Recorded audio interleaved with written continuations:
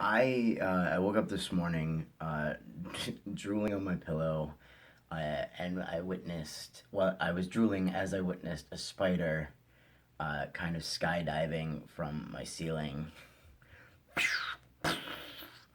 Nothing will get you out of bed faster than that. Let me tell you. Um, I recently had a dream about there was a interactive magazine that came on CD back in the 90s when like Windows 95 was huge. It was called Launch. And it was like a monthly subscription. It would come on a disc. You put it in your disk drive, and this like interactive panel would load, and you could click in and out of different things like movies and television.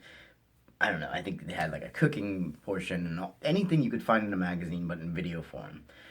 But even in the 90s, the computer we had in my family's house wasn't the processor and the RAM and everything was not fast enough to keep up with this type of technology.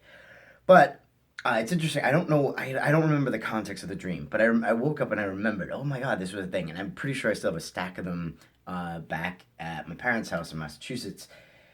But on one of the DVD, or one of the CDs, it wasn't really a DVD. It was a CD. Um, there was a spoken word section, and there was a poet who I'm pretty sure his name was Josh Jones or Joshua Jones.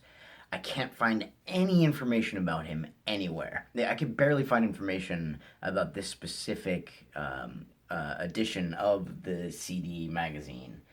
Um, but he performed a poem on this in this magazine called Dogs, and I still remember most of it, and I'm pretty sure this dude and this medium had like a really profound impact on me when I was a teenager. Um, Here's the poem began.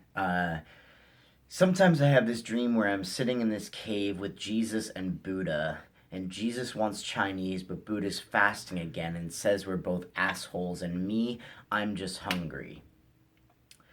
And then the poem goes on, and then it eventually like becomes about this girl, this woman who this guy tries to mug her, um, and but instead of harming her, he shoots her dog, and then the whole poem basically becomes about how we're all dogs, and how he doesn't understand what the hell did the dog do.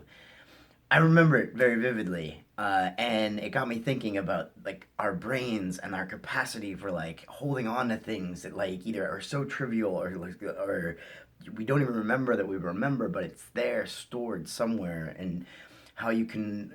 Yeah, how I can. I've talked a lot about how I feel like my memory's slipping, but I still know the lyrics to like random songs that come on the radio. Or there was a song that came on last night, and Bailey looked at me and he was like, I don't even know this song, and I knew it. I knew all the words. He's like, "Oh yeah, okay, it makes sense now."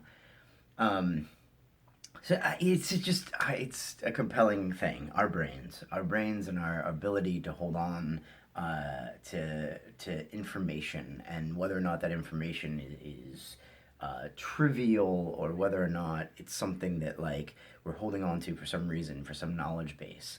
And why do our brains gravitate towards remembering things like music lyrics more so than like facts about American history, or you know, math? Why can't I remember how to do math when I can remember like a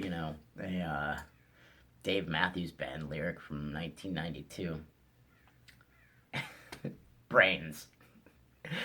Uh, this this video is brought to you by zombies.